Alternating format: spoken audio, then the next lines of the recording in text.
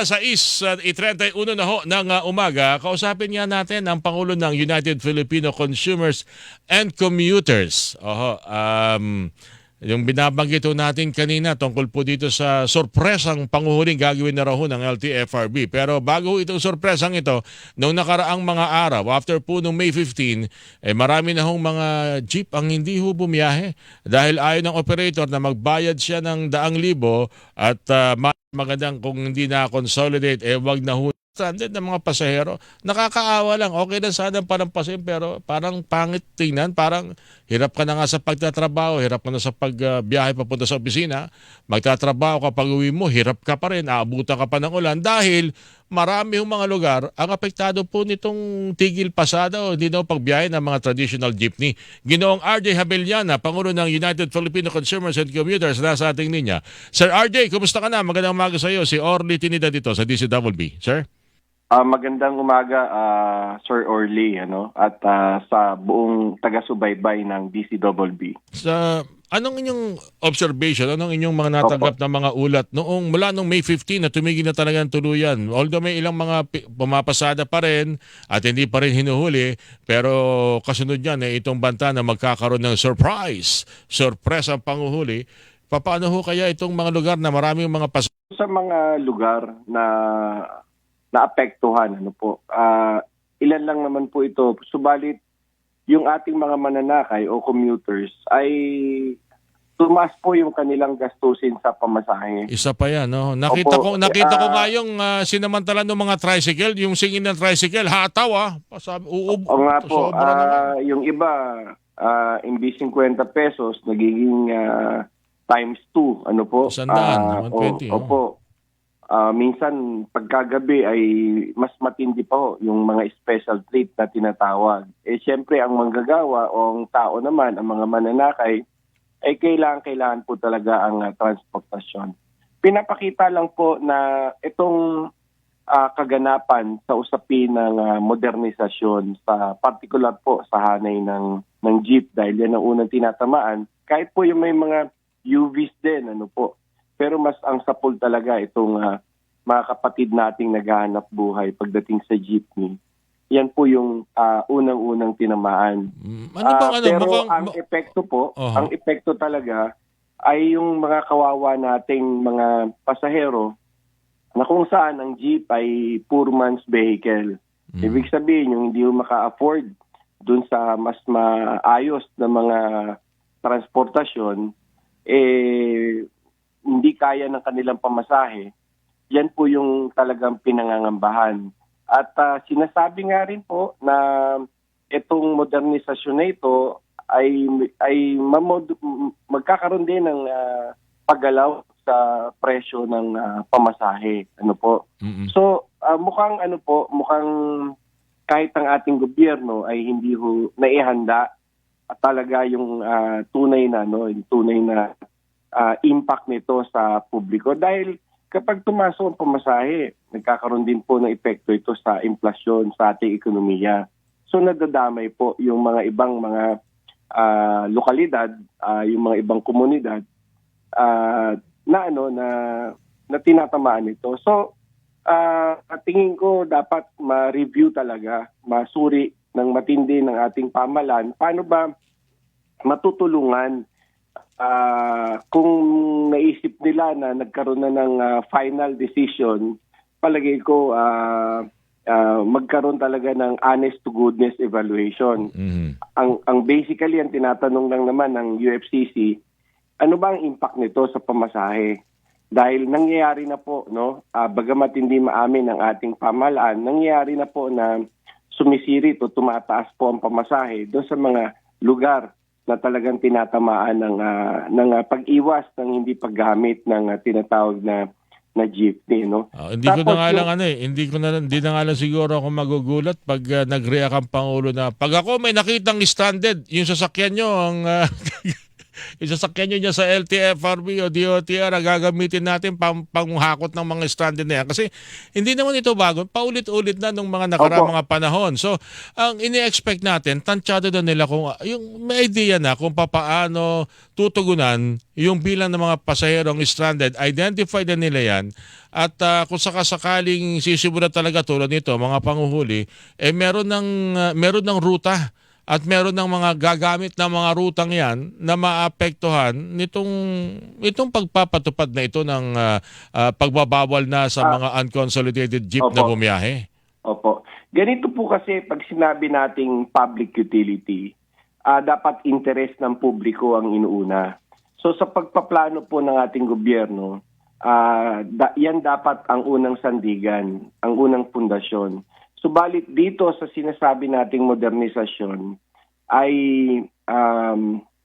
ang interest ang nakalagay rito ay tubo o kita. Ano po? Siyempre, sino naman ang mga kapital na ang kanyang tubo ay hindi niya mababawi. Subalit mayroong mga namumuhunan na sobra-sobra ang tubo. Ano po? So, diyan ho nagkakaroon ng conflict. But again, ang public utility ay ano po yan, dapat talaga gobyerno po ang nangunguna dyan. Gobyerno ang nag-i-invest. Ang ibig sabihin, hindi ho dapat pinagkakakitaan ang sektor ng public utility o public transportation. Tama po. Pero dyan na tayo. Talagang papunta talaga tayo sa modernization. So, di na talaga mapipigilan yan. And I think yan din naman ang gusto ng mga pasahero, ng mga commuter.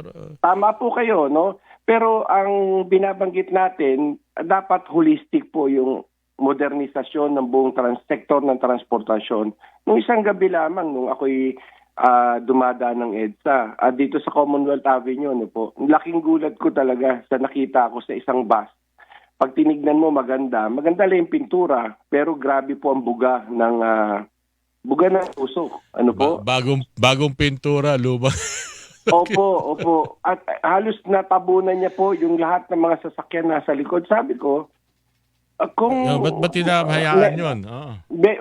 Yung ganun po, no? So, pag nag-modernize tayo, lahat i-modernize natin. Hindi lang yung sasakyan, kung hindi kahit po yung nagmamaneho mismo, halimbawa, pinalitan mo ng lumang jeep pero sumakay siya nagpumasok siya sa kooperatiba at yun ang ginamit niya pero barasubas pa rin siya magmaneho, apektado pa rin ang pasahero. Ang pinupunto po natin dito, nasa transition po tayo. So, ibig sabihin, yung transition na yan, kung siseryosohin ng mga driver, seryosohin din ng gobyerno, dapat tulong-tulong kasama ang pasahero. In the end, dapat masaya lahat. Hindi gagalaw ang pamasahe, disiplinado ang ating mga driver, kayang marunong magkumpuni ng kanyang mga sasakyan, papasa doon sa sinasabing Euro 4 standard. Ano po? Mukhang mukhang nagsisiro in lang tayo para nakaabang yung mga ibang mga grupo ng nais kumuha ng mga prangkisa na ito. So, meron talagang natamaan dito. So, doon papasok ang ating gobyerno na iparamdam niya doon sa sektor na ito na andito kami para tumulong, hindi kayo para i-phase out, kung hindi tulungan kayo para magpatuloy ng inyong hanap buhay at maging masaya rin ang mga mananakay at maging masaya ang buong bansa, no? Sa lahat ng nasa sektor ng transportasyon, hindi naman natin kinokontra. May maganda hindi naman. Hindi. Kasi una tayo nagkausap na dyan, Sir RJ, talagang matagal mo na rin hinihiling na maging maayos naman sana yung buhay ng ating mga pasahero. Yung bumabiyahe, nagtatrabaho, naalala ko pa yun, Sir RJ. At maganda yung itong tugon ng modernization. Pero hiling lang namin, hindi yung kung may problema, yung reactionary lang. Kasi unang-una hindi na ho bago na pag may ganito hong tuloy ito, Lunes na naman bukas, ka RJ. Baka na naman makita na naman natin marami namang stranded. Baka naman Opo. pwedeng pakitingnan niyo ito. Ano ba yung mga lugar Opo. na may mga, baka pwedeng makapagpadala tayo dyan at ayusin na natin yung mga, kasunod dyan, ayusin na natin yung mga ruta na pwedeng dumaan dyan ng mga bagong mga, Opo. pampasaherong sasakyan, Sir Opo. RJ.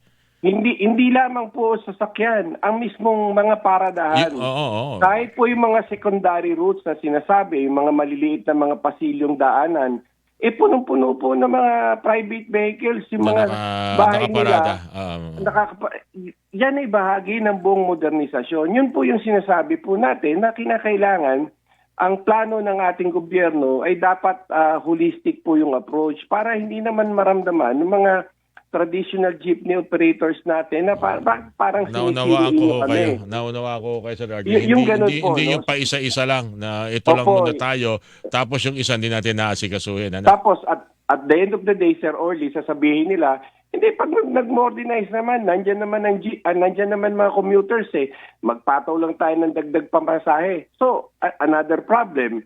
Ngayon lang kahit hindi i-admit ng LTFRB o ng ating pamahalaan, yung issue ng pamasahe po sa maraming lugar ngayon ay talaga nagtataasan dahil yung filling the gaps nitong mga jeep na takot mamasada, may mga iba naman pumapasok ding mga kolorum doon sa mga lugar na ito. Ngayon, pag na-aksidente dyan at na kolorum yung nasakyan at napilitan yung mga commuters na sumakay doon sa isang kolorum na hindi naman niya alam na kolorum, ano mangyayari? So, dapat i-review po natin talaga.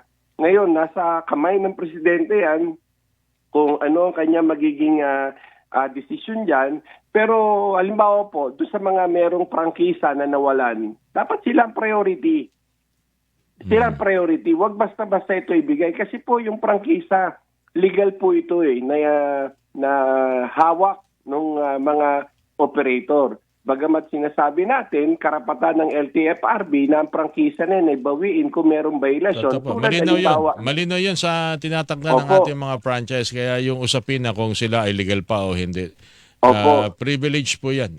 Pwedeng bawiin po yan kung sa tingin ng LTFRB ay kinakailangan itong gawin. Una, kung hindi kayo nararapat. At pangalawa, ito, tulad nitong ganitong mga klase ho ng pagbabago ng sistema na sinasaad po sa nakasulat yun sa kanilang franchise. Hindi nga po ako nakarinig na magkaroon ng isang transport summit na ang lahat ay naroon. Ano po? Naalala ko po, nung June 1, nakalimutan ko lang yung pecha, mga taong, siguro baka mga ano po ito 2001 o 2002.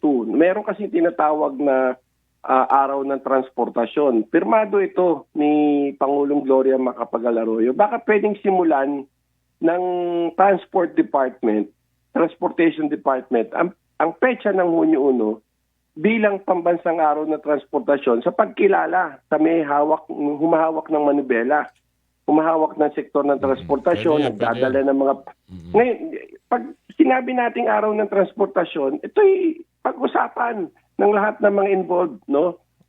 At hindi dapat ang motibo ay negosyo agad. Kung hindi ang motibo ay serbisyo sa pangkalatan para sa publiko. Sana lahat ganun. Pati rin sa sektor ng transportasyon para maging fair din naman tayo sa RJ. Yes, sir. Pero dapat din sa ikabubuti rin ng sektor ng transportasyon ng mga pasahero, hindi yun sa kung anong motibo ninyo na makakapigil sa... Kung meron mang tubo, dapat hanggang 12% lang. Huwag naman yung 50% o 100% yung tutubuin nila o yung tataas ng pamasahe. So yan po yung danger. Opo. Sige. Sir RJ, ako natutuwa nagkausap ulit tayo. Sa ulitin po, sir, at thank you po sa pagbabahagi ng inyong pong observation din para sa kapakanan ng mga commuter natin na nitong nakalipas na araw ay hindi ho natutuwa sa tuwing sila'y papasok, lalo na kung uuwi sa gabi galing sa pagtatrabaho. Sir RJ, thank you. Maraming salamat po, Sir Early. Mabuhay po kayo. Thank you po. Presidente po ng United Filipino Consumers and Commuters, Sir RJ Abellana, ang inyo po napakinggan. 15 minuto pa. Hilingan, walang pinoprote.